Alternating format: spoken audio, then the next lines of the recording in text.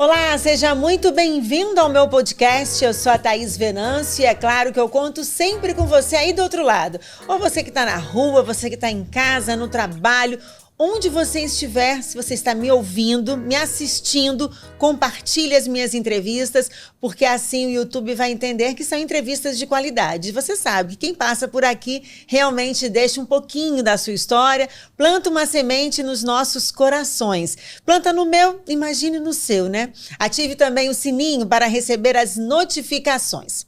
Bom, hoje eu tenho uma entrevista que tem muitas curiosidades com relação a este assunto, que é o Tribunal Eclesiástico. Você sabe o que é isso?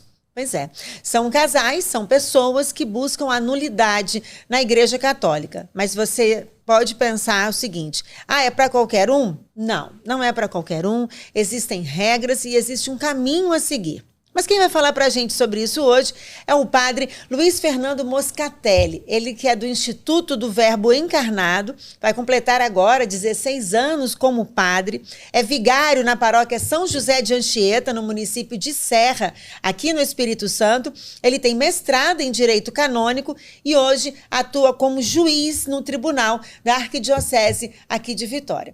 Padre, muito obrigada pela sua presença, por ter aceito o nosso convite. Muito obrigado pelo convite. Feliz de estar aqui acompanhando vocês também. Bom, as dúvidas são muitas com relação à questão de nulidade matrimonial. Eu vou esperar um pouquinho para falar sobre isso, né? Só para poder a gente entender. Por que o senhor decidiu atuar como canonista? Sempre no seminário eu gostei de pegar o direito canônico e ler, né, as leis da igreja, entender. Então, sempre gostei disto, né? E quando surgiu a oportunidade, o superior falou, a gente poderia ver algo para você estudar? Eu falei, bom, eu gostaria de estudar direito canônico. Então, aí ele falou, pode ir atrás da faculdade e vamos dar entrada. Então, desde cedo, o seu interesse já foi para o direito canônico. Sim, sim. Mas tinha algo que chamava mais atenção com relação a isso? Só conhecer bem as leis da igreja, né? E buscar ajudar as pessoas, né? E de uma forma geral, assim, fazendo resumidamente, o que consta no direito canônico? Tudo que engloba as regras da igreja, o que engloba no direito canônico? São leis que ajudam a governar a igreja, né? Que é para os católicos, né? Então, tem as leis normativas, regula também os sacramentos, como administrar uma diocese, uma paróquia, as leis processuais, que na questão do tribunal tem toda a parte processual, as leis penais, que foi reformado recentemente pelo Papa Francisco, né, o livro VI. Então, cuidar da vida da igreja, né? Regular as coisas na vida da igreja. Por exemplo, uma pessoa que vai... a questão do batismo, o que precisa para ser padrinho de batismo? O que precisa para realizar um casamento na igreja? Isso passa pelo direito canônico? É tanto a parte legal, né? Quais são os impedimentos para que a pessoa... não pode receber o sacramento do matrimônio. O impedimento, disparidade de culto, a idade. Então, precisa de uma licença, uma dispensa para tais coisas. Né? Por exemplo, tem uma idade mínima para a igreja aceitar? Qual que é? Para homens, 16 e para a mulher, 14. Só que no Brasil, o código...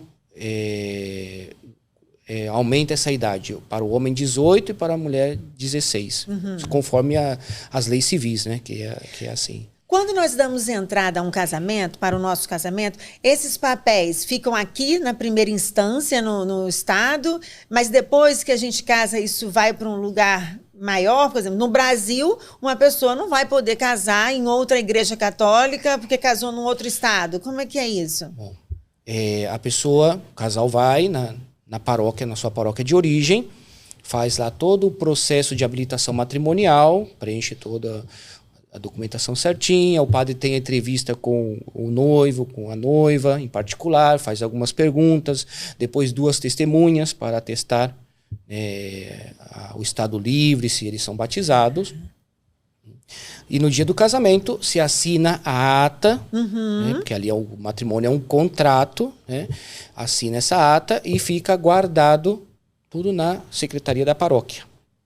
E existe também um livro de assentamento de casamentos. Então isso é assentado lá tudo sobre o casamento, os dados direitinho, e é notificado a paróquia onde o noivo e a noiva foram batizados para constar lá no livro de batismo, fulano contraiu matrimônio com fulana no dia tal. Por isso que nós pedimos a certidão de batismo, para constar que não tem nenhum impedimento, que ele não contraiu matrimônio com outra pessoa. Se contraiu matrimônio com outra pessoa, aí tem um impedimento, não pode. Sim. Por isso vem lá na certidão matrimonial para fins na certidão de batismo, para fins matrimoniais, não consta nada que ele foi casado. Então, por exemplo, eu casei aqui no Espírito Santo, mas fui batizada no Rio de Janeiro. Quando eu fui dar entrada, eu tive que pegar minha declaração de batismo no Rio para dentro. Após o meu casamento, a paróquia onde eu fui batizada recebeu a notificação do meu casamento. Para que depois uma pessoa vai lá para outro estado querer se casar, mas a igreja vai pedir a declaração de batismo. E aí vai ter um impedimento. Isso, vai constar lá. Tem um impedimento que essa pessoa. Aqui consta que ela foi casada com tal pessoa. Então, ela não pode contrair matrimônio. Ou, por exemplo, no meu caso, eu sou religioso, eu sou sacerdote. Quando eu sou ordenado, o reitor notifica a paróquia onde eu fui batizado. Luiz Fernando, ele foi ordenado sacerdote no dia tal, aqui na diocese e tal. Né? Anote aí, por favor. Né? Então, vamos supor, eu deixo o sacerdócio e quero casar, aí cadê sua certidão de batismo? Aí vai pedir lá, não, aqui consta que ele foi ordenado padre, ele fez voto, pobreza, castidade e obediência. Então, ele não pode contrair matrimônio. Então, é para esses fins. Então, tem que ser notificada a paróquia. Mas o processo de habilitação matrimonial fica na paróquia onde foi realizado o matrimônio. Agora, dentro do direito canônico, todas as paróquias vão seguir as mesmas diretrizes, ou eu percebo que algumas arquidioceses podem ter flexões? Por exemplo, aqui no estado do Espírito Santo, o padre não pode celebrar nenhum casamento fora da paróquia, né? Assim, num cerimonial, mas num outro estado, a arquidiocese pode permitir. Então, existem umas flexibilidades? Sim. O direito canônico é universal, vale para toda a igreja. Em algumas situações, ele deixa em aberto para que a conferência episcopal legisle sobre aquela questão e também para os bispos, né, legisle na sua diocese, no seu território, essa questão. A maioria, acho que a grande maioria das dioceses, elas não permitem, por exemplo, casamento que seja em um cerimonial, numa chácara. O padre não pode sair da igreja para celebrar um casamento, não é isso? Então, a grande maioria das dioceses é assim. Por exemplo, eu vim de Santo Amaro. Santo Amaro tinha muitas chácaras na região onde eu estava que faziam casamentos, tudo. Então, o bispo falou, não dá. Porque a paróquia, ela tem um território. Né? Cada paróquia tem um território. Então, os fiéis que moram nesse território são fiéis dessa paróquia. Se ele é dessa paróquia, ele quer casar na paróquia de lá, ele tem que pedir transferência. O pároco tem que fazer toda a documentação e dar a transferência para ele casar lá naquela paróquia. Né? Só que tem que fazer isso via paróquia por paróquia. Às vezes ia paróquia ao cerimonial, aquela chácara. Então, aonde que vai anotar aquele casamento? Exatamente. Como é que se tem um controle, né, dessas? Não serei eu que irei assistir aquele matrimônio, será outro padre, né? Não é da minha paróquia, mas é na paróquia vizinha. Ele tem permissão do pároco para assistir aquele matrimônio? Porque se vem um padre de fora na minha paróquia assistir um matrimônio, ele precisa da licença do pároco para assistir aquele matrimônio. né? Porque senão aí causa uma nulidade, né? Porque ele não foi é fiel, válido, né? Por exemplo. Não é fiel dele. Ele não é o pastor daquela paróquia. Né? Então, por essa questão que muitos bispos não permitem. Lá em Santa Amaro, voltando nesse caso, o bispo permitiu a um lugar, uma chácara que é uma casa religiosa. Aí tem capela, tem o Santíssimo. Tem o pároco daquela região. Então, daquela... o pároco sabe que lá tem aquela casa religiosa, o bispo permite. Então, as irmãs que estão aí já sabem que todo o casamento que for realizado aí vai ser registrado na paróquia dele. Fora isso, não tem mais outro lugar. Porque não é bagunça, né? Porque as pessoas não viram bagunça. Vira bagunça. Hoje, então, em dia, que as pessoas estão casando na praia, estão casando... Esses dias eu vi uma pessoa, como aqui nós temos a região litorânea, casou no barco. Mas aí não casou com a Igreja Católica, né? Mas assim, as pessoas querem e acham errado quando a igreja fala que não pode, o padre não pode sair dali da paróquia. É um sacramento, é algo sagrado que tem que ser custodiado, né? Não é que vamos fazer em qualquer lugar. O mais adequado é onde? Na igreja, né? Porque o sacramento do matrimônio é um sinal da igreja, é o sinal do amor de Cristo pela igreja, né? Então, qual é o melhor lugar para selar esse pacto? E no fundo o fiel que é praticante e é ali seguindo, ele vai seguir essas regras, porque nós sabemos que os anjos e os santos estão ali, né? Naquele lugar, na igreja ali, quando nós estamos recebendo a comunhão, eles vão junto conosco e tudo. Então, por que levá-los para outro lugar? Então, eu acho que também tem muito disso, né? Um dia desses eu vi, não sei se foi coisa da internet, aparecendo assim, que a igreja mudou algumas regras de casamento para o casamento. Isso é verdade? Não, que não pode entrar cachorrinho, que não pode entrar não sei o quê? Assim, se eu não me engano, quando eu vejo alguma coisa assim, eu vou atrás pesquisar para ver o que está acontecendo. Foi um cerimonial lá de Belo Horizonte, se eu não me engano, que postou isto. Eu até salvei para depois falar com o padre aqui, né? Mas a arquidiocese, o código dá autoridade ao bispo legislar sobre algumas coisas na sua diocese. Então, lá, para evitar esses abusos, o bispo lá, o arcebispo... Ele pode determinar... A partir de agora, nas celebrações do matrimônio, tem que cumprir com esses requisitos. Um deles, o primeiro, foi... número de padrinhos. Padrinhos. Não existe padrinho no sacramento do matrimônio, são testemunhas. Né? Número de testemunhas, 8. O código só pede 2 testemunhas. 2 pessoas. Porque já tem o padre que é testemunha qualificada, né? Os 2 que estão aí, que vão assinar o documento, e depois todo mundo que está assistindo o matrimônio. Agora, isso de entrar com cachorro... Aí tem tinha lá também, não tinha, padre? Então, tem que colocar isto para não haver abusos. Né? Aqui na Arquidiocese de Vitória, no diretório lá da Arquidiocese, também tem essas questões. Né? Eu não me lembro agora todas. Mas alguns, o senhor lembra? Com relação a músicas, não colocar qualquer tipo de música, com relação e também o enfeite também. Os enfeites, não exatamente. Na nave, né? Também não pode enfeitar demais, tem que ser o de menos, assim. Então, as paróquias falam 2 arranjos na frente, não é isso? Sim, tem toda essa... Para evitar abusos. Porque às vezes tem abusos. Qual foi o maior abuso? O senhor já olhou assim, já viu pelo mundo? O senhor já deve ter visto muita coisa.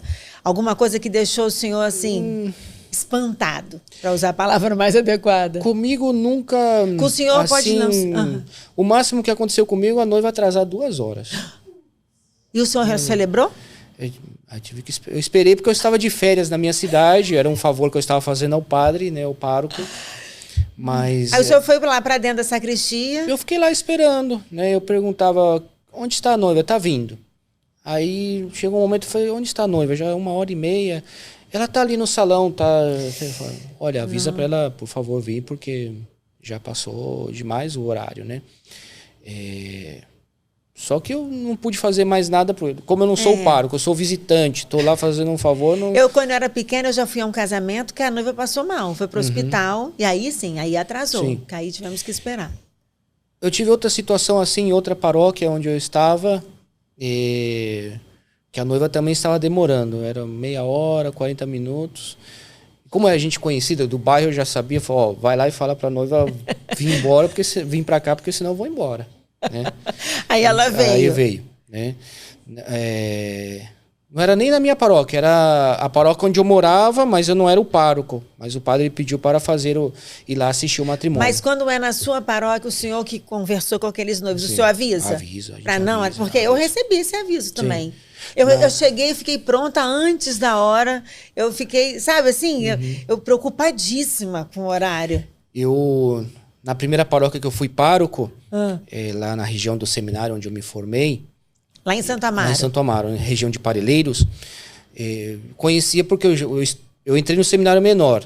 Aí eu fiz eu fiz o último ano do colegial na escola lá do bairro, onde eu era pároco. Então eu conhecia todo mundo. Cresceu com todo mundo. Então a moça do salão estudou comigo, eu já conhecia ela. Então sempre quando alguém, eu vou lá no salão da pessoa lá, fala, ó, avisa pra ela não atrasar. Não é pra atrasar o casamento, é pra vir... Ela seguia as suas recomendações? Ela sempre brincava, né? Então, mas a gente avisa pra não... Algumas paróquias é um casamento, então não tem muita preocupação, mas paróquia que tem casamento seguido, assim, um atrás do outro, aí se atrasa um, atrasa todo mundo. Né? E também a falta de respeito, né? A começar pelo padre... também, assim, que tem o tempo dele e os convidados que chegaram antes para poder esperar, né? Então, acho que não é por aí, né? Uma coisa que eu falo sempre quando eu dou a última formação do encontro para o casamento, falo para os noivos, na cerimônia, porque isso já aconteceu, comigo não, mas com outras, já eu escutei outros relatos, inclusive aquele padre lá de Minas, o padre, acho que é Fábio, na hora do consentimento, você não faça brincadeira. Isso também tem nesse carrossel. Se o padre está te perguntando, você diz sim. Né? Não fala não, eu estou brincando, eu quero sim. Né? Porque ali você não está levando a sério a cerimônia. Então o padre vai entender que você não quer casar. Então tem que parar o casamento... e esperar 24 horas, 48 horas, aí depois volta pra gente conversar. No civil também acontece isso. E tem acontecido tanto, né? As pessoas talvez estejam com pouca maturidade, né, não, padre? A maturidade a imaturidade é uma das causas de nulidade, né? Imagina, você está ali num momento tão importante da sua vida, aí você aceita e fala, não, não, é brincadeira. Como que pode brincar nessa hora? Essa do padre lá de Minas, ele falou, estava na cerimônia, tudo, e de repente, na hora de dar a bênção nupcial, os noivos se ajoelham, né, para receber a bênção, e eu notei que o pessoal estava dando risada. Estava olhando para o chão e dando risada. Então o padre parou, foi olhar no sapato dele, ele colou assim... socorro. Então o padre entendeu que ele não queria casar. Foi. E aí ele não fez o casamento? Aí ele falou, aqui para tudo. Para tudo e depois de um tempo vocês voltam e a gente vai conversar. Nossa, meu Deus, como é que pode? Então, porque é uma coisa séria, né? Muito séria. E aí são coisas que vão levar à nulidade matrimonial, que é o que nós vamos falar agora, que é o Tribunal Eclesiástico. O senhor é juiz. Há quanto tempo o senhor está nessa função? Um pouco mais de 2 anos eu estou como juiz. E é um juiz como num tribunal comum, um tribunal civil, de ter que olhar, escutar as duas partes, existe uma audiência, como é que funciona? Todo o processo de nulidade tem suas etapas, né? Tá. Então, a pessoa dá entrada com o libelo, com toda a documentação do processo. Nós pedimos uma cópia do processo de habilitação matrimonial, porque no processo pode constar algum impedimento que não foi dispensado, por exemplo, disparidade de culto. Batizado e um não batizado. E não foi pedida dispensa ao bispo que dá a dispensa para aquele... Para permitir que aquela pessoa que não foi batizada case no mas a permissão não é para a parte não batizada, é para o batizado, para o católico. Entende? Não é para... porque aquele que não é batizado não é sujeito das leis eclesiásticas. Né? Então a gente olha tudo. Talvez o padre, no dia do casamento...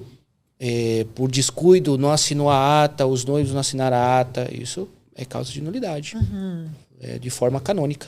Mas aí essa pessoa que vai buscar essa nulidade, ela precisa ter o consentimento da outra parte?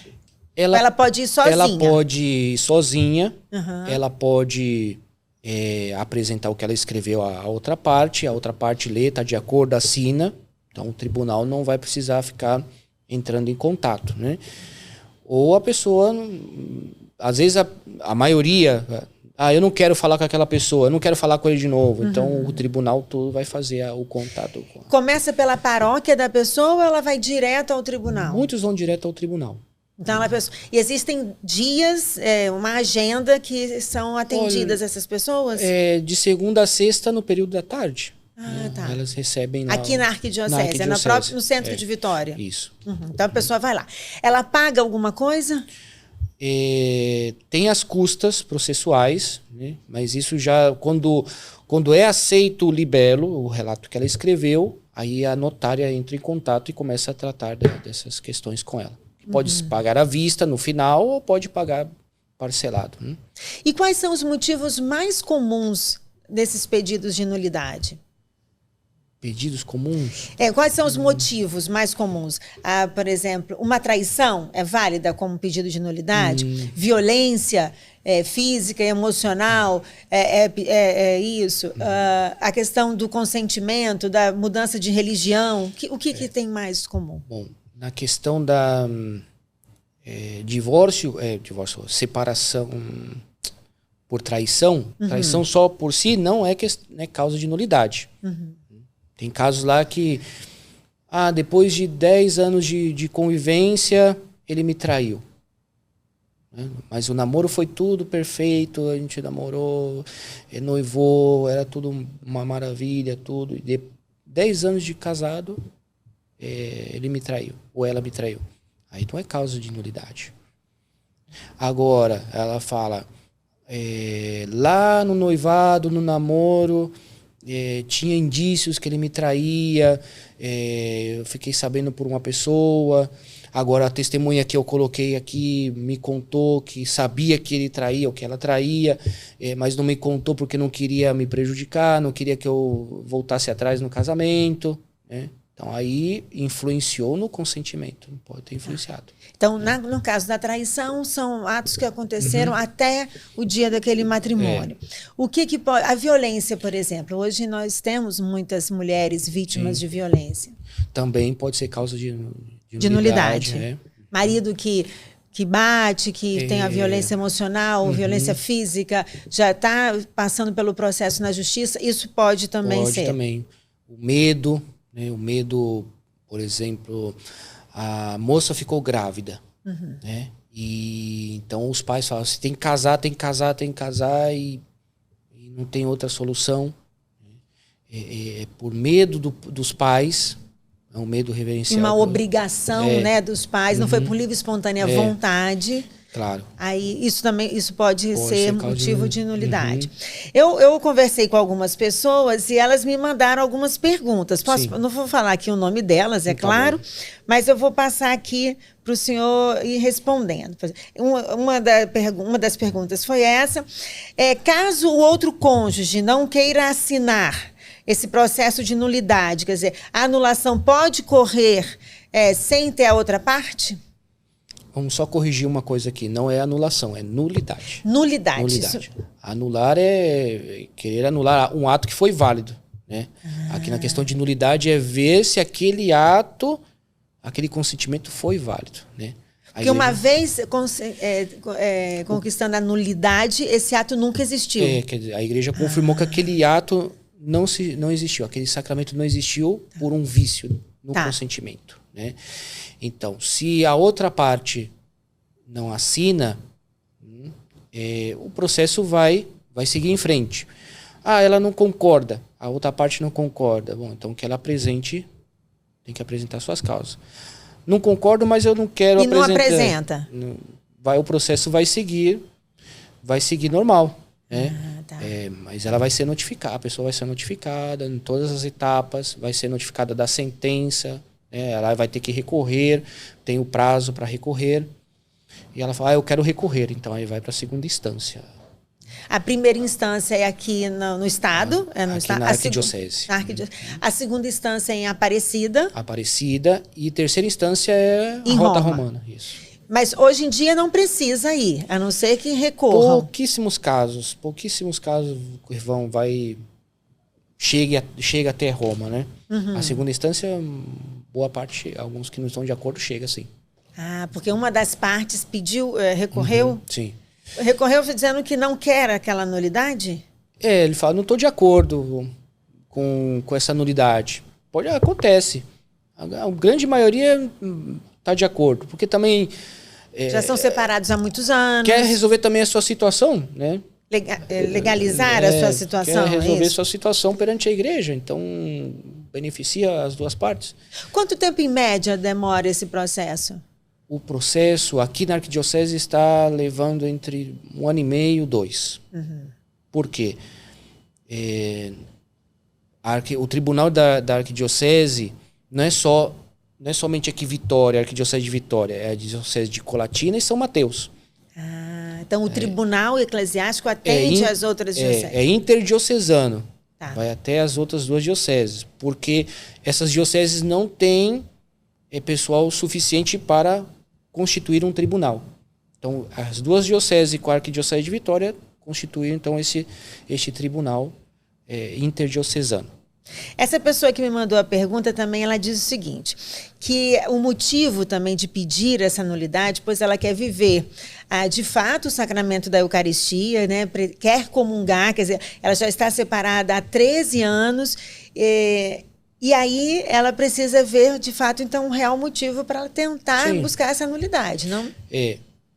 A finalidade, tá bem que a pessoa quer participar dos sacramentos, ter participação plena na igreja, mas a finalidade não é receber a comunhão.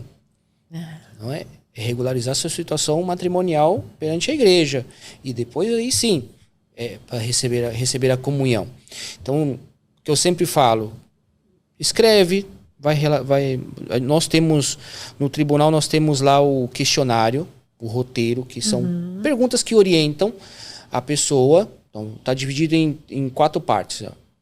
O namoro, depois o noivado, o dia do casamento, a vida matrimonial e a separação. Então, são perguntas que vão orientando, não é para fazer pergunta e resposta, mas as perguntas te orientam para escrever a sua história. Eu falo, como uma redação, você tem que escrever uma redação. É um pouco difícil porque a pessoa vai viver coisas que já não queriam viver, né? Mas tem que contar, né? Então, ela vai escrever, eu falo, escreve, faz um primeiro esboço, depois lê, vai lendo, talvez com aquele primeiro esboço que você tem, você vai lembrando mais coisas. Então você vai colocando, né? E eu sempre falo, não é contar novela, não é contar história, é contar fatos, que são os fatos que vão ser analisados, né? Então, escrever bem, para que isso ajude. Depois, 3 testemunhas que conheçam toda essa história. Toda a história, né? Desde o namoro até a separação, né? Às vezes nós... quando tem que fazer o voto, nós lemos o libelo da pessoa, o questionário dela, né, que depois ela responde um questionário que o defensor do vínculo faz, e as testemunhas também têm um questionário, são perguntas destinadas a elas, né. Às vezes testemunha, eu não acompanho o namoro, não acompanho o noivado, eu conheci ela a partir do casamento. Então não vai ajudar muito, né. Às vezes pode ser que a pessoa... o demandante tem contado os fatos para ela.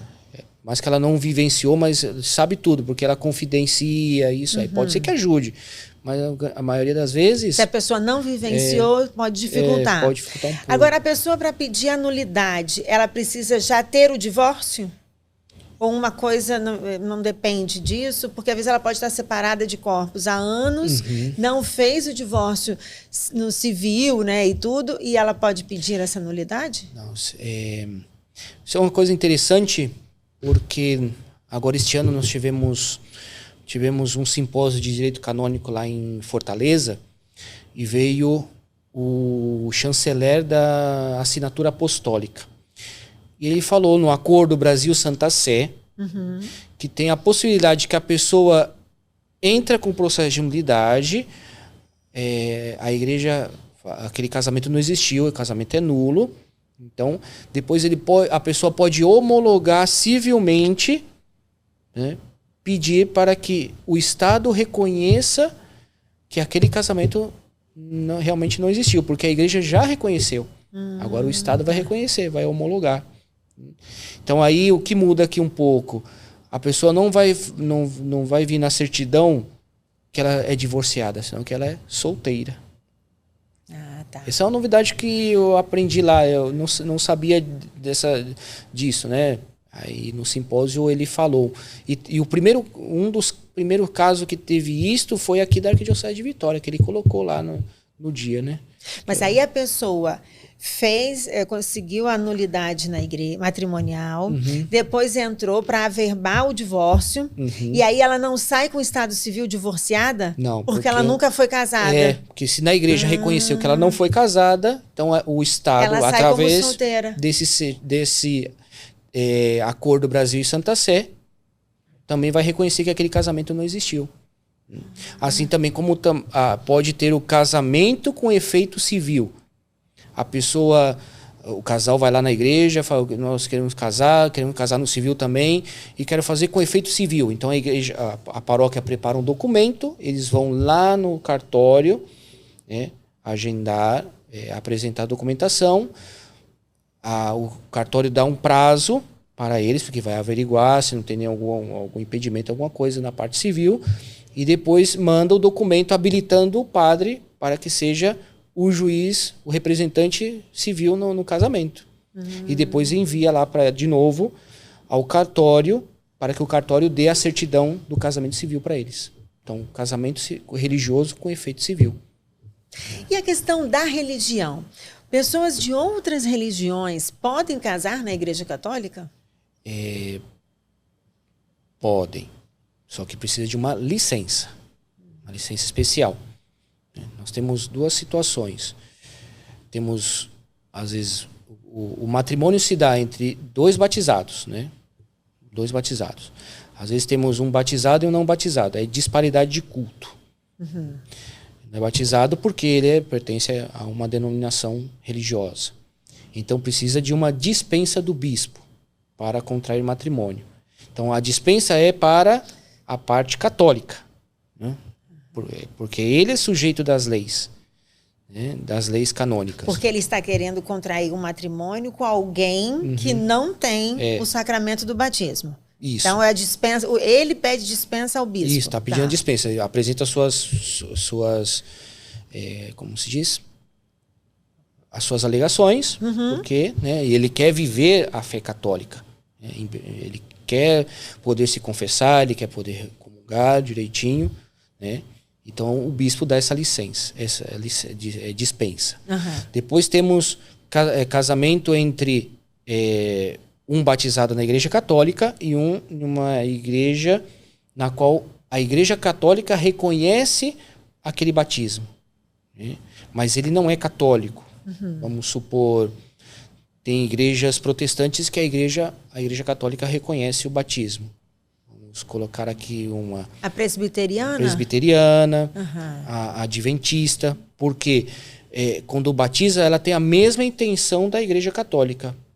Então esse batismo é aceito? É aceito. Tá. Só que como ela é de outra religião, outra denominação, precisa de uma licença do bispo para poder casar. E pessoas que não são batizadas, nenhuma das duas, elas podem casar na igreja? Aí temos uma situação que já aconteceu comigo 3 vezes. Que eles vieram e falaram, nós não somos batizados, queremos nos casar. Né? Então, qual foi a orientação que eu recebi? Na época eu estava estudando, né?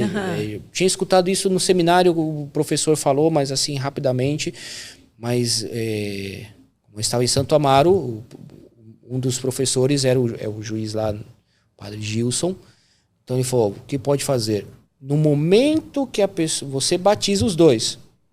No momento que você batiza... O Frei Gilson, não? Não é o Frei Gilson. Bom, não. você falou de Santo Amaro, o Padre Gilson, eu não. pensei, pronto. Padre Gilson Vicente, foi meu professor lá em São Paulo. No momento que você batiza os dois, né, na celebração da Santa Missa, ali se dá o casamento que eles têm civil, o contrato natural que eles têm é elevado a sacramento. Então ali eles já estão casados. Então, mas é preciso batizá-los. Tem que batizar. Antes de casá-los. Assim, sim. O batismo vai levar ao sacramento do matrimônio. Isso. Mas eles não podem receber o sacramento do matrimônio sem ter o batismo. Não. Eles têm um contrato natural. Então, Cristo eleva o sacramento, o contrato natural a sacramento. Então, quando batizar os dois ao mesmo tempo, ali na cerimônia, está batizando os dois, né? Ali já se dá o sacramento do matrimônio. Agora, entre as exigências, a pessoa que vai casar na Igreja Católica hoje precisa ter o sacramento do batismo. Primeira comunhão e a crisma. Precisa ter os 3? A comunhão, às vezes, não se exige que tenha, porque às vezes ela pode se preparar para receber o sacramento da comunhão e no dia do casamento recebe a comunhão. Tá. A crisma... Mas ela só pode receber a crisma se ela tiver a primeira comunhão, ou não? Porque tem muitas... São situações distintas. Eu imagino, padre. Mas muitos recebem a primeira comunhão no dia do casamento. Muitos não são crismados. A igreja recomenda que tenha o sacramento do crisma, mas não vai proibir eles de casarem. O que aí o pároco tem que recomendar... Entre na catequese do crisma e depois você recebe a crisma, tenta receber a crisma antes ou depois recebe a crisma depois. Mas esteja, né? Isso passando nesse caminho, né? A igreja quer que a pessoa tenha todos os sacramentos da iniciação cristã, né? Mas não é impedimento para que a pessoa não receba o sacramento do matrimônio. A igreja recomenda, né? E depois que a pessoa faça a catequese para receber o sacramento. Vamos falar sobre casamentos de segunda união, que hoje a igreja acolhe esses casais, promove encontros, né? As paróquias hoje têm tentado trazer e acolher essas pessoas. E até uma das perguntas que eu também recebi falava sobre isso, assim, né? O que o senhor falaria, de acordo com a igreja, para aquelas pessoas que querem separar, mas não têm situações que possibilitem a nulidade, como elas devem encarar esse matrimônio? Isso é uma pergunta. E a outra sobre essa questão do acolhimento aos casais de segunda união. Vamos à primeira parte. Pessoas que estão em situação irregular que elas querem se separar, mas não têm situações que possibilitem a nulidade. Eu não sei se pode ser situações financeiras ou situações para acontecer, e elas têm que viver esse matrimônio, porque... Olha, a igreja obriga alguém a casar? Não. Também a igreja não vai te obrigar a ficar numa situação que está fazendo mal aos dois. A igreja não anula o casamento, como nós falamos, né? Não vai anular um casamento. Mas vamos colocar aqui uma situação. O matrimônio os dois se agridem, não existe respeito, nada. Vou obrigar os dois a viverem só por causa do sacramento? Não. Tem algumas situações que o código fala da separação, né? Que precisa de uma permissão do bispo, tudo, colocando todas as causas graves. Aqui, se é um caso já questão de vida, claro, eu não vou obrigar o outro a ficar junto, os dois ficar juntos para correndo o risco de perder a vida, né? Então, algumas situações sim, né? Então, cada caso é um caso, não existe assim um padrão. Sim. Então, tem que levar isso ao tribunal para que seja avaliado, que né? aí lá o juiz, o vigário judicial, junto com o bispo, vai analisar essa situação, né? Fala, aqui não dá. Depois, não sei, no futuro, também não é que vai ser assim de imediato, vai buscar a nulidade, vamos atrás da nulidade. Em alguns casos, os casais que eu tenho acompanhado, não deu certo, fala, olha, espera um pouco, não vai atrás da nulidade agora, deixa passar um tempo, deixa as coisas esfriar um pouco, porque, não sei, vai que depois eles se reconciliam e era só uma fase que está passando, né? Então, espera um pouco, não busque a nulidade agora. Antes do senhor responder a próxima pergunta que eu já fiz, mas eu preciso falar. Alguém já voltou atrás? Estava no processo de nulidade e aí a pessoa mandou parar no meio do caminho e o senhor chegou a saber que... Tem alguns casos que o processo está correndo e a pessoa pede para parar, talvez por algum motivo de enfermidade ou porque não tem testemunhas, ou talvez isso porque estão buscando a reconciliação. Acontece. Teve um caso, não sei se foi aqui em Vitória ou foi o que tribunal foi, que a pessoa obteve a nulidade, né? Deu positivo e passou um tempo eles queriam casar de novo. Aí eu falei, meio complicado, né? A igreja falou que aquele casamento não existiu, por isso agora eles vão buscar casar de novo. Eles conseguiram a nulidade e depois queriam se casar? Sim.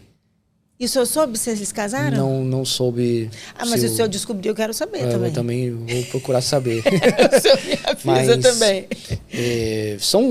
São casos que vai surgindo, né? Não sei, não me lembro se foi daqui, creio que não foi daqui não, na arquidiocese, no tribunal daqui, mas são casos que a gente vai sabendo que de tribunal para tribunal. Histórias que vão contando entre os tribunais, né? Entre os e com pares. relação aos casais de segunda união, a igreja ela não exclui. Né? Ela não exclui as pessoas que estão em segunda união. Como é a melhor forma de acolher? Então, escuta, né? Chamar esses casais, escutar qual é a sua situação, ver se há a possibilidade de buscar a nulidade. Grande parte, se tem, pode ser que seja nulo. Nunca digo, escuta a história e falo, esse casamento é nulo, esse casamento não existiu. Porque... por mais que eu seja juiz no tribunal, eu sozinho não posso julgar, né? Eu não estou ali no colegiado. Eu sou o vigário que está escutando o seu fiel, né? Então eu falo, tem indícios, aqui temos indícios, né? Então coloque no papel, escreva tudo, vamos mandar no tribunal e aí o colegiado vai dizer, esse casamento é nulo, esse casamento não existiu, né? Mas nunca dizer, eu, como vigário, como padre, esse casamento... Por mais que seja claro, eu estou vendo claramente que aquele casamento não existiu. Mas o senhor não pode dar sentença, né, ali. Precisa passar pelo processo, né? Então, a igreja tem que escutar, né, esses casais. Eu falo... É que muitos querem comungar. Querem receber a comunhão. Querem receber a comunhão e eles se sentem excluídos por causa disso. Aqui vamos entrar num tema um pouco complicado, que às vezes tem padres que falam que pode, tem padres que falam que não pode. Tem que ver cada caso. Cada caso. Já ouvi falar que tem padres que permitem a confissão. Eu sempre falo, depois isso aqui vai ser motivo depois para alguém falar alguma coisa, mas eu sempre falo para alguma pessoa, você está numa situação irregular, vamos buscar resolver. Mas que adianta você confessar? Eu peço perdão porque eu faltei na missa, eu fiz isso, fiz aquilo, mas aí você está numa situação de pecado. Por mais que eu diga a fórmula da absolvição aqui para você, não vai existir o sacramento da confissão. A absolvição não vai... Não porque eu não quero, porque você tem um impedimento. Né? Então vai ser um teatro. Né? Então vamos buscar. Eu sempre tento ajudar a pessoa. Vamos atrás, vamos ver. É o direito de qualquer um ir atrás da buscar a nulidade, ver, né? E como um podcast que eu vi do bispo, que é lá de São Paulo, que é o presidente do tribunal de lá de São Paulo, ele falou, não é a pessoa que está sendo julgada no processo de nulidade? É o casamento. Por mais que a pessoa vai relatar coisas tristes, né, dolorosas da vida, né, vai falar alguma coisa do outro, mas não é que a igreja está julgando uma pessoa, está julgando aquele casamento, né, se existiu ou não. Né. E são almas que precisam de ser escutadas. Né. Na paróquia tem que tentar ajudar essas pessoas. Só que, o ouvir é um caminho principal, ouvir, né? Eu separei aqui uma pergunta. O que é sanação na raiz? Sanação na raiz é um dispositivo no direito, vamos colocar assim, um instituto, né, no direito, que vai sanar um problema no matrimônio que está desde o começo, lá na raiz. Por exemplo, o casal tinha um impedimento que precisa da dispensa do bispo. O padre, por falta de atenção, esqueceu de pedir essa dispensa. Fez o matrimônio, tudo, o casal de boa intenção, tudo. Deu bem o seu consentimento e tudo. Passando os anos, hoje, com a mídia, tudo, tem muitas informações, viu que eles tinham um impedimento. Um padre já me perguntou isso uma vez. Aqui tem um casal aqui na minha paróquia que ele tinha um impedimento de disparidade de culto. O que eu devo fazer? Procuro o bispo para fazer a sanação radical. Então o bispo vai voltar lá atrás e vai sanar esse problema, essa dispensa. Então ele vai lá e faz a dispensa. Pronto, sanou. Também, às vezes, temos casais que já tem uma vivência matrimonial, vamos colocar 10, 15, 20 anos. Vivem juntos. Tem um casamento no civil. Né? E aí vão buscar o matrimônio. Vão buscar o matrimônio. Só que, às vezes, aqui também temos várias situações. Isso é mais para a parte do homem. Eu tenho vergonha de ir lá na igreja, fazer a cerimônia, não sei o quê. Mas eu estou de acordo, eu quero resolver a situação. Então aí a gente dá para fazer esse sanácio. Né? O padre faz todo o pedido ao bispo, explica toda a situação. Então o bispo... Concede o matrimônio? Sem precisar ir à igreja, os dois, isso. Passar por... Isso nessas situações. Nessas situações. Ou às vezes um dos dois não é católico, que acontece muito. Tem uma vivência de 20 anos. Eu não vou falar, separa do seu marido por causa... Então vamos conversar primeiro. Ele quer isto? Sim, ele quer casar, né? Quer o sacramento, tá? Agora, ele quer vir aqui na igreja, dar o consentimento, tudo, fazer a celebração, a forma canônica, tudo. Às vezes ele quer. Ele não quer, padre. Não quer porque ele é de tal religião e não quer porque vai... Que situação. Então, em benefício da parte católica, aí se faz essa sanação radical. E concede o matrimônio para aquele casal. Reconhece aquele... Mas isso tudo é documentado, né, tudo padre? Tudo documentado. O padre faz todo o processo matrimonial como de um matrimônio normal. A parte católica vai assumir um termo de compromisso que ela vai viver a fé católica, tudo. Às vezes, se tem filhos pequenos, que ela vai educar na fé católica. A outra parte também vai assinar um documento. Eu estou de acordo, estou ciente, não me oponho que ela viva a fé católica e que batize os filhos. Pronto. Tá. Aí é tudo documentado, o padre prepara, tem um requerimento que o padre justifica, dá todas as justificativas, tudo, e pede ao bispo. Aí o bispo depois manda o rescrito para o padre, né? O que no final da história, se quando acontecer de pedir uma nulidade do matrimônio, volta-se a esses documentos, porque não vai haver a questão da disparidade de culto, porque teve a dispensa. Né? Quer dizer, então isso não vai poder ser usado, por isso que a igreja documenta para que não tenha... Né? Disparidade de culto ou mista religião, né? Ou mista religião. Vamos falar sobre o seu instituto? Qual é o carisma do Instituto do Verbo Encarnado? O carisma do Verbo Encarnado é a inculturação do Evangelho. Né? Na atuação do evangelho nas manifestações do homem, todo homem, né? É aquilo que diz Cristo no evangelho, e de pregar o evangelho, né? Então, é um instituto missionário, nasceu na Argentina, em 1984, 25 de março de 1984. Dia da Recente, encarnação. né? Um tempo, né? Dia da encarnação, por isso que leva o nome Verbo Encarnado. Ah, tá.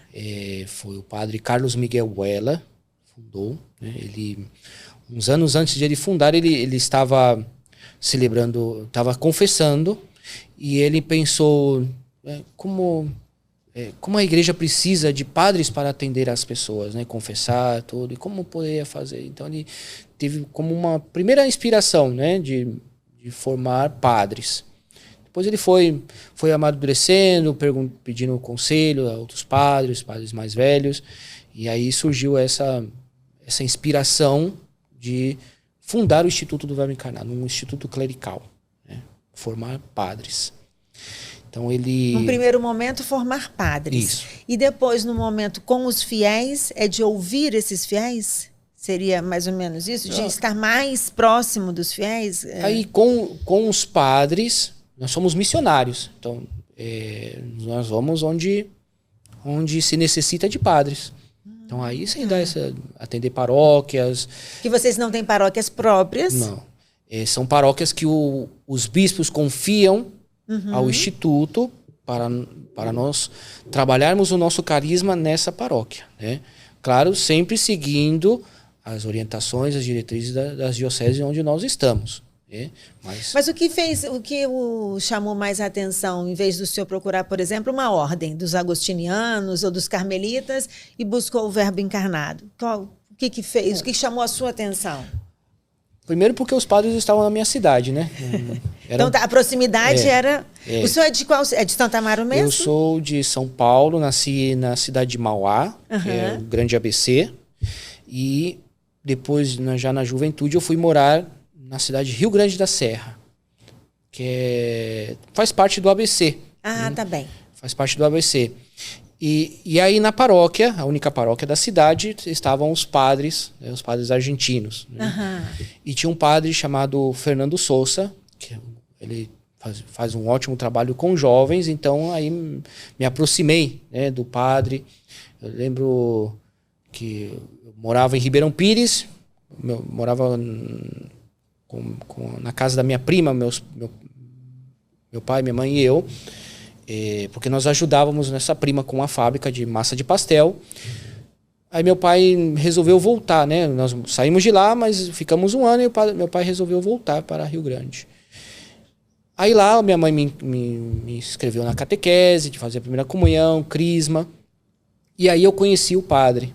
Aí o padre me convidou para o acampamento. Vamos no acampamento, eu vou fazer um acampamento lá em Paranapiacaba, vamos com os jovens aqui da paróquia. Aí fui. E a partir daí, sempre o padre me convidava para fazer algo com ele, ir na missa. Eu vou celebrar a missa em tal lugar, vamos comigo, fala com a sua mãe, vamos comigo.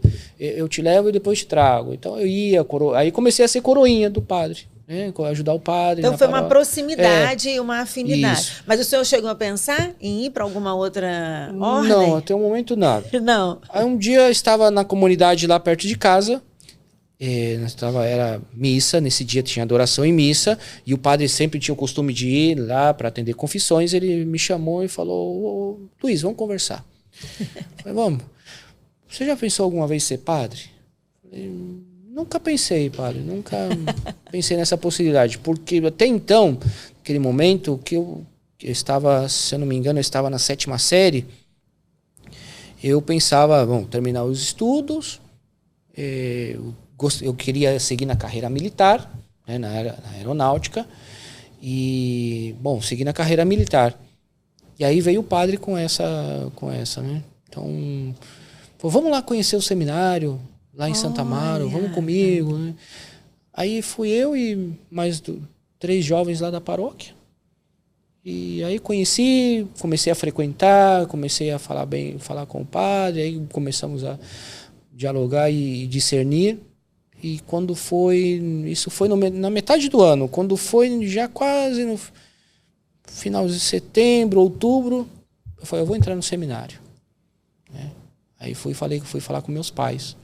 Um domingo à tarde, meus pais estavam deitados na cama. Eu falei, pai, mãe, quero conversar com vocês, quero falar uma coisa. Eu quero ser padre. Aí meu pai e minha mãe ficou assim, me olhando e... É isso mesmo que você quer? Eu fui lá, conheci, vi, né? Me identifiquei. É isso mesmo que eu quero. Eu até lembro, minha mãe falou, eu queria que você fosse médico. Porque ela queria que eu fosse médico para cuidar dela depois, né? E meu pai, eu queria que você fosse mecânico para cuidar do carro, né? Eu falei, mas Deus está pedindo outra coisa. E quando foi no começo de 98, eu entrei no seminário. Eles sempre apoiaram? Sempre me apoiaram, meus pais sempre me apoiaram. Eles continuam morando em São Paulo? Meu pai é falecido. Ele faleceu, fez 5 anos agora em setembro. A minha mãe, ela tem Alzheimer, né? E ela está numa casa que as irmãs, nós temos o ramo feminino também. O Instituto também tem um ramo feminino? Tem um ramo feminino. E as irmãs têm uma casa de meninas especiais, né? Que tem deficiência física, mental. Então, como eu sou filho único, né? Meu pai foi casado 2 vezes, né? Mas da minha mãe eu sou filho único. Não tenho irmãos por parte de mãe. Então eu pedi para que as irmãs me ajudem a cuidar da minha mãe. Ela tem Alzheimer, já não anda. Então minha mãe está lá com as irmãs neste larzinho. E o senhor está cuidando dela. Então aí, lá em São Paulo, quase toda semana eu ia visitá-la. Estando aqui, eu vou a cada 2 meses, ou às vezes mais, que é muito longe, as atividades não dá para ir com frequência. Mas às vezes as freiras me ligam. Semana passada estava descansando um pouco e de repente toca o celular. Eu falei, ixi, as irmãs, alguma coisa aconteceu. Porque quando chama assim, de repente, não, sua mãe falou que quer falar com você. Falei, tá bom, vamos. Aí eu ligo na videochamada. Só que quando vai falar, ela não conversa, não fala muito, porque por causa do Alzheimer, né? Mas ela sabe que eu tenho um filho padre, que é o Luiz Fernando. As filhas todo dia perguntam para elas, quem é seu filho? Meu filho é o padre, é o Luiz Fernando. Então, né, é bem cuidada, graças a Deus. Né? Agradeço às irmãs. Ela queria ter um filho médico, mas tem um médico filho das padre almas. que também... Exatamente. Médico das almas. Então, agora dia 10 de novembro, ela vai fazer 78 anos. Né? Então, Mas é bom que o senhor tem quem ajude o senhor a cuidar, né? Porque o senhor tem aqui outros filhos para cuidar na sua paróquia, né? Sim. Aqui no aqui no Espírito Santo, só 2 paróquias são administradas por padres do Verbo Encarnado. Isso. A paróquia... E as freiras tem aqui também? As freiras, nós temos uma comunidade de 3 irmãs lá na nossa paróquia que ajuda nas atividades pastorais. E vai estar fazendo 1 ano agora, eu creio. As irmãs têm dentro do ramo feminino tem o ramo contemplativo, as freiras de clausura. Aí elas abriram uma casa aqui no Espírito Santo, está lá na Serra. Aí essas freiras de clausura, elas não saem para nada? Algumas necessidades elas saem. Aí apenas para né? Fora isso, não. Elas vivem nesse lugar e nem frequentam a paróquia? Não, aí nós vamos lá atender elas, né? Um dia vai eu, outro dia vai outro padre, né? Somos 4 padres que moramos lá em casa. 2 na paróquia São José de Anchieta e 2 para João 23. Então nós atendemos. E também tem alguns padres diocesanos que também vão lá e celebram a missa com elas. E qual é a diferença dessas freiras? Elas passam um dia fazendo intercessões, orações? Elas produzem algo? Isso, elas... vida contemplativa, vida de oração... Né? Cada mosteiro delas tem uma intenção. A intenção delas aqui no Espírito Santo é rezar pelas vocações. Então essa é a intenção principal delas. Então elas rezam pelo aumento das vocações. Depois elas têm as atividades próprias delas, né? Tem os momentos em comum, que é a missa, a adoração ao Santíssimo, a reza das horas do breviário, a reza do terço, e depois tem um momento de cada um, que tem cada uma delas. E cada uma fica numa cela. Tem a cela, então elas estudam, fazem as suas orações particulares. Mas elas não dormem juntas? Aí já não sei. Geralmente elas dormem. Lá dentro não entro. Eu só entro até... O máximo que eu entro da clausura é a capela. Porque é a curiosidade, né? Curiosidade. Mas pode ir lá conhecer. A gente pode ir. Pode ir lá conhecer. Não sei, talvez um dia pode marcar com a superiora e gravar um podcast lá. Eu ir lá gravar? Vamos, Sanley. Vamos, Vanessa. Vamos. Eu acho muito curioso. Eu queria saber um pouco mais dessa história. Assim, isso faz pouco tempo que elas abriram esta casa, né, lá. E será que elas falariam? Falam. Posso depois conversar com a madre. Então, fechado. É bom para ajudar a divulgar, né? Claro. O pessoal conhecer. Aqui, como temos as irmãs carmelitas aqui, né? Lá em Cariacica. Então é uma... Nós temos também as agostinianas. Tem as aqui? agostinianas que estão do lado das carmelitas. Estão aqui em Vitória, não estão? Cariacica também? Do lado das carmelitas. Do lado das carmelitas? Então tá. Padre, foi uma honra receber o senhor. Eu acredito que vão vir outras perguntas, mas eu sei que se puder eu encaminho para o senhor, a gente encaminha, a gente deixa o contato lá do tribunal para que as pessoas, aqui na descrição, para que as pessoas possam, né, obter mais informações. O nosso espaço também está à sua disposição, caso o senhor queira falar sobre algo, por favor, venha aqui mais vezes. E como eu não posso deixar de encerrar pedindo uma bênção. Com certeza. Pode ser? Quero agradecer, né, pelo convite, né? Espero ter respondido a todas as perguntas como se deve, né? Mas depois, como a senhora falou, né, pode me mandar as perguntas através do WhatsApp ou qualquer outro meio. A gente envia, com certeza. Que assim vamos tentando ajudar essas pessoas, né? Eu busco sempre de tentar ajudar e encaminhar essas pessoas que precisam ao tribunal. Vamos dar a bênção. O Senhor esteja convosco. Ele está no meio de nós. E a bênção de Deus Todo-Poderoso, Pai, Filho e Espírito Santo, desça sobre vós e permaneça para sempre. Amém. Muito obrigada, Pai. E eu te espero no próximo episódio.